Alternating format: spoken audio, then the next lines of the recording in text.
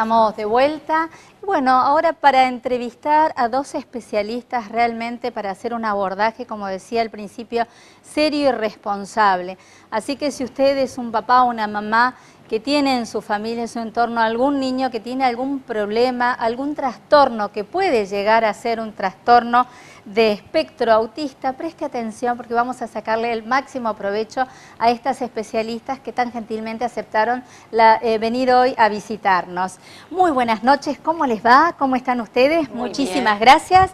Estamos en compañía de la licenciada Silvia Pisoni. Silvia, sos maestra de educación primaria, qué linda vocación, y también sos licenciada en educación con especialidad en trastornos del espectro autista, es decir que te has especializado realmente en este abordaje tan serio y delicado, ¿no? Sí, en realidad la formación para tratar sobre trastornos del espectro autista, por lo menos en Argentina, es con capacitaciones con especialistas. No hay una carrera universitaria donde uno puede hacer la especialización. Porque es un poquito nuevo el abordaje que hacemos en el país, ¿no? Exactamente, y a pesar que en las carreras de psicología o de psicopedagogía se aborda los trastornos del espectro autista, es muy por arriba. Muy por arriba. Y en Argentina sí, no hace tantos años que se plantean propuestas terapéuticas y hay formación, digamos, de profesionales.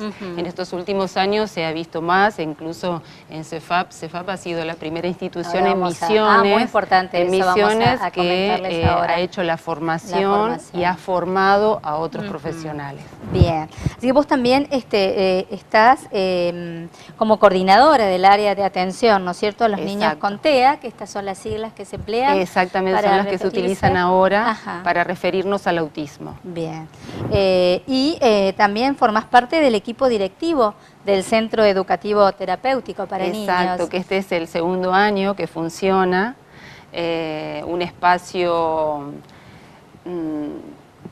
cuidado para aquellos niños que tienen autismo y que tal vez han ido a la escuela, pero no todavía encuentran el espacio adecuado para seguir aprendiendo, y otros niños que por ahí tienen un autismo severo, en donde todavía no encontramos espacios en la escuela común. Por lo tanto, era necesario también contar con un lugar, con maestros especializados y con una atención en función de sus características y sus necesidades. Sus necesidades, claro.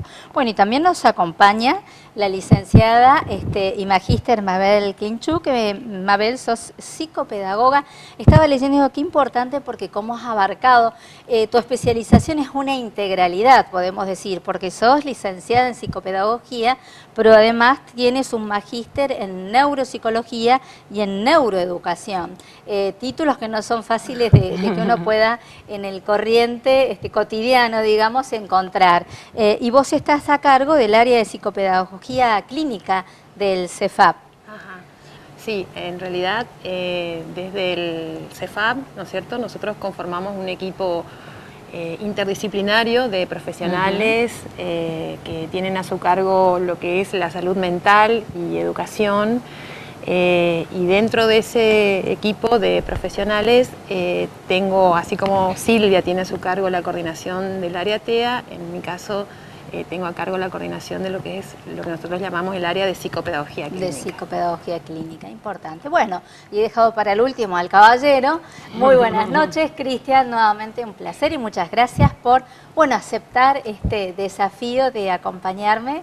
En esta tenemos la tarea de transmitir, como dije, de aprender, porque creo que es un ida y vuelta, ¿no? Todos aprendemos, esta es la manera de, exactamente, con aportes, experiencias, poder reflexionar, pensar, analizar y encontrar las respuestas que se buscan. El doctor Gerfald de Grenafel es abogado, especialista en discapacidad, en infancia y ancianidad. Y este año también vamos a abordar el duro tema de las obras sociales, Cristian, ¿no? Exactamente. Buenas noches, Fernanda, y te agradezco nuevamente la invitación. La idea de este año del programa es hacer hincapié justamente en lo que veníamos hablando en los programas del año pasado, cómo se trasluce todos estos términos de la convención que a veces parece tan alejado en las especialidades de las invitadas, que incluso ya las comprometo para que vuelvan a venir, porque es un tema vasto y muy amplio, profundo para que la idea es bajarnos un poquito del pedestal de lo legislativo, de lo técnico, de lo muy científico, digamos, para que la gente entienda esta gran desconocida que es la Convención de los Derechos de las Personas con Discapacidad y todo el abanico de leyes especiales, entre ellos la ley de autismo, así como tenemos a la nueva ley de salud mental, y cómo se va volcando todos esos pactos internacionales en nuestra legislación interna, incluso y mis críticas ya de entrada al nuevo Código Civil argentino, que sigue manteniendo la posición que segrega de alguna manera a la persona que tiene determinados, yo ya no diría discapacidades tampoco, sino carencias o limitaciones, pero no porque la persona las tenga, sino porque el entorno social o la sociedad en la que vivimos impide que esta persona se desarrolle plenamente para que ejerza su derecho y trabaje dignamente como establece la Convención. Claro. No, creo que la sociedad es la que no estamos preparados. Inclusive, lo asumo, lo reconozco, que hasta con la falta de terminología, ¿no es cierto? Cuando hablamos de un niño que tiene un problema de síndrome de Down, el niño no tiene problemas, el problema lo tenemos la sociedad, que no sabemos adaptarnos a esa... No sé si es particular, esa situación o condición que tenemos, así como algunos tenemos la condición de ser bajitos, otros ser gorditos, otros altos, son condiciones. Para que vos veas, Fernanda, justamente las invitadas no son, ellas son más bien de la rama de la educación, lo cual significa un avance en el concepto. ¿Por qué? Porque la discapacidad se la ve como algo, primero que se la ve como una enfermedad, algo erróneo, se la ve desde el punto de vista médico. La discapacidad no es una enfermedad. Ese es el debate entre el viejo concepto de discapacidad de origen médico, que también lo usa la justicia, que tiene que cambiar, y el nuevo enfoque social que hay que darle a la discapacidad. Y de allí realmente, cuando el doctor Gersal, cuando Cristian me comentó de las actividades de ustedes, y me pareció muy importante tenerlas aquí, les agradezco realmente, porque la tarea nuestra es difundir a la comunidad estos trabajos tan importantes que realizan y que muchas veces, porque lo veo en mi trabajo, en mi profesión, que hay papás que no saben a dónde dirigirse, dónde encontrar, cómo canalizar el problema que tienen de que no encuentran médicos especialistas, docentes que los acompañen en esta contención que necesita no solo un niño, sino la familia toda. Cuéntanos un poquito qué es el CEFAP y qué prestaciones, ¿no es cierto?, ofrecen ustedes, cuáles son los servicios que le ofrecen a la comunidad. Bueno, como le decía hoy al principio, somos un centro especializado conformado por diferentes profesionales que tienen que ver con salud mental y educación, es decir, en el CEFAP el equipo está conformado por psicopedagogos, psicólogos, médico psiquiatra, trabajadora social, profesionales que tienen que ver con profesores de educación especial también. Y nosotros nuestro objetivo es la prevención, el trabajo en lo que es el diagnóstico, evaluación y tratamiento de dificultades específicas de aprendizaje, trastornos de conducta, del neurodesarrollo, dificultades que por ahí pueden ser transitorias o no, o pueden ser permanentes, como estábamos hablando, ¿no? Como el caso del autismo o síndromes genéticos, como por ejemplo hoy usted nombraba el síndrome de Down, y que requieren, ¿no?, además de un diagnóstico diferenciado, un diagnóstico específico, un tratamiento también específico, muchas veces, la mayoría de las veces interdisciplinario, y un trabajo que se hace en interacción todo el tiempo con la familia, con los padres, y con el contexto escolar y con los otros contextos donde esté este niño o adolescente. Nosotros, nuestro objetivo por ahí es, con este tipo de personas, buscamos, digamos, o promovemos el aprendizaje, lo que nosotros decimos aprender a aprender. Y esto que se pueda dar de la mejor manera posible en función de las posibilidades, lo que estábamos hablando, en función de las posibilidades que tiene ese niño, ¿no?, o ese joven, ese adolescente, que pueda justamente insertarse en diferentes contextos de acuerdo, de manera productiva, creativa, y teniendo en cuenta esto, una mirada más bien amplia, como decimos nosotros, una mirada sistémica, una mirada ecológica. Uno cuando trabaja con un niño con un trastorno, una dificultad, no puede solamente centrarse en ese niño, en ese adolescente. Uno necesita, como usted hoy bien decía, trabajar mucho con la familia, hay que hacer mucho trabajo psicoeducativo, decimos nosotros, y aquellos que pueden estar en la escuela común, bueno, hacer ese seguimiento, ¿no es cierto? Teniendo en cuenta que cuando uno habla de inclusión, bueno, los paradigmas por suerte han cambiado, aunque a veces están en proceso, digo han cambiado porque existen, como decía hoy el doctor, las leyes, pero muchas veces en la práctica eso cuesta. Sí, cuesta entonces, aplicarlos, cambiar el eje del pensamiento y actuar entonces de una manera diferente. Claro, entonces a partir de esto es que en el CEFAP contamos con diferentes servicios. Está el área de psicopedagogía clínica, que trabaja desde una perspectiva neuropsicológica, un enfoque cognitivo-conductual, en donde nosotros hacemos todo lo que tiene que ver con la evaluación, el diagnóstico y el tratamiento de dificultades específicas de aprendizaje, ¿no? Como por ejemplo un trastorno como la dislexia, que es un trastorno específico de la lectoescritura, o lo que escuchamos por ahí también como trastorno de déficit atencional, o los diagnósticos que tienen que ver con el área de trastorno espectro autista. Está el área de psicología clínica, donde tenemos a otra profesional, la licenciada Verónica Lencina, que trabaja con trastornos de conducta, trastornos de ansiedad, del estado anímico, donde también tiene que trabajar en forma conjunta con la familia. Bueno, está el área TEA, que mencionaba Silvia, que es la coordinadora, y tenemos también un área que se denomina Servicio de Apoyo a la Integración Escolar y Tutorías Pedagógicas, en donde esa área lo que hace justamente es el acompañamiento sistemático, y profesional de aquellos niños o adolescentes que están integrados en la escuela común. Claro. Ustedes hablaban recién de niños y adolescentes. ¿Qué edades abarcan ustedes en el CEFAP para tratamiento? ¿Hay adultos también o solo niños y adolescentes? Si estamos hablando de psicopedagogía clínica, si estamos hablando de lo que es el área de trastorno espectro autista, por ahí es como que tenemos una franja etaria, digamos, ¿no?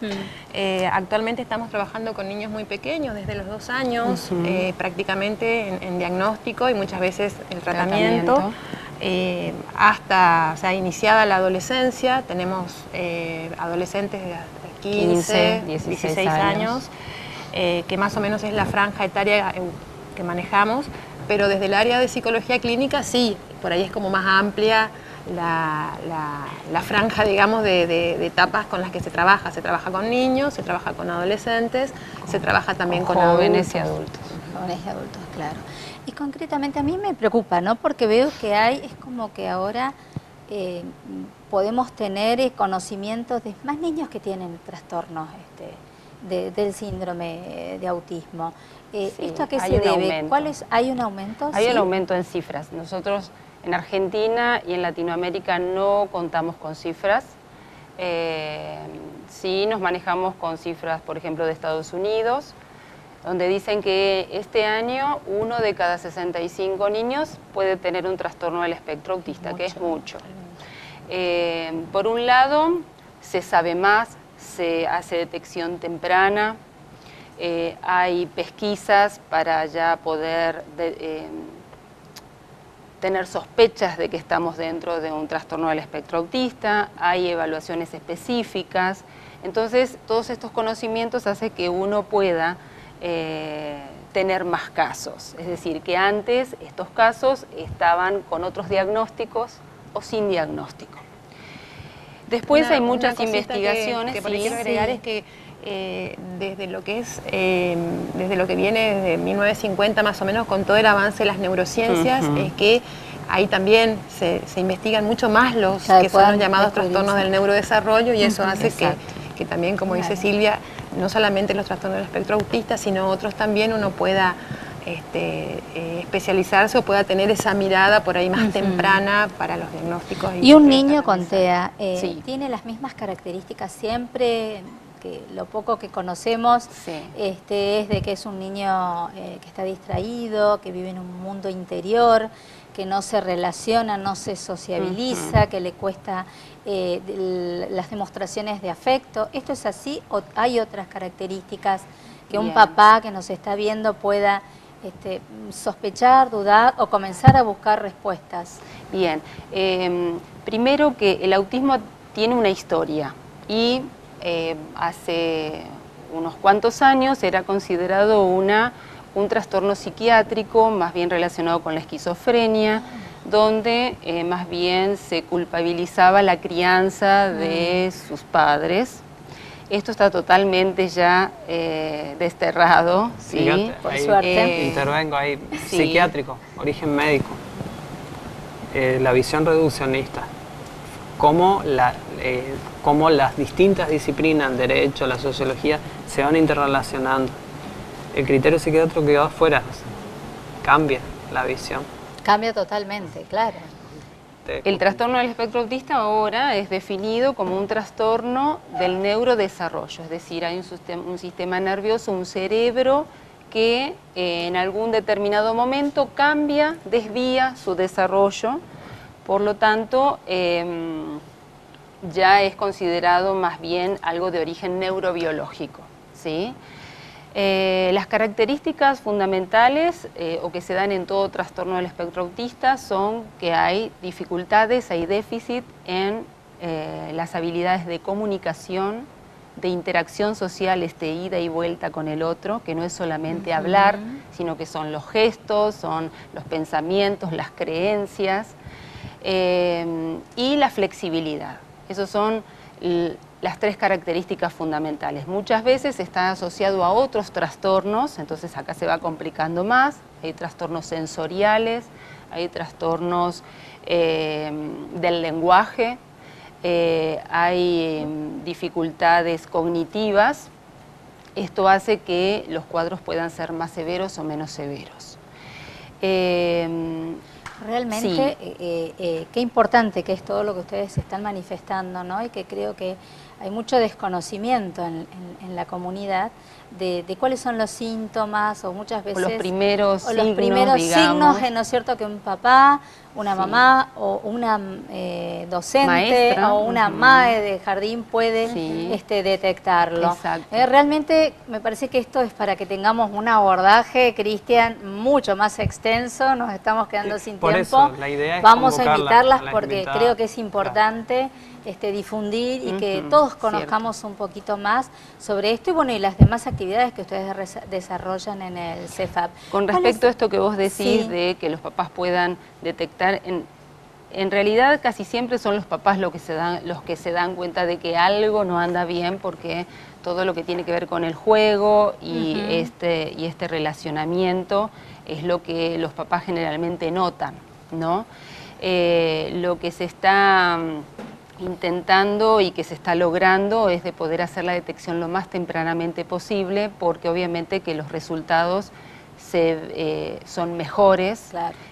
Cuanto más pronto uno pueda trabajar en ese detección cerebro que es tan precoz, ¿no? plástico, en un niño tan pequeño, vamos a tener mejores resultados. Bueno, Silvia, Mabel, las comprometo. Bueno, Doctor sí. Gerfa, la que nos acompaña nuevamente porque nos ha quedado muchísimas consultas para hacer y las que nos van a enviar nuestros acompañantes en la noche de Consejo Propio. Ustedes están en la avenida Mitre 1619, Exacto. ¿sí? En Mitre Sí. 1619 pueden ir a consultar a las profesionales y bueno, desde aquí vamos a seguir abordando este tema y muchos más porque vamos a ocuparnos más de la salud y de la prevención. Vamos a hacer un corte chiquitito. Muchísimas gracias. Muy buenas Gracias por la noches. invitación. Gracias, chicas. Ya volvemos. Gracias, Cristian. Gracias.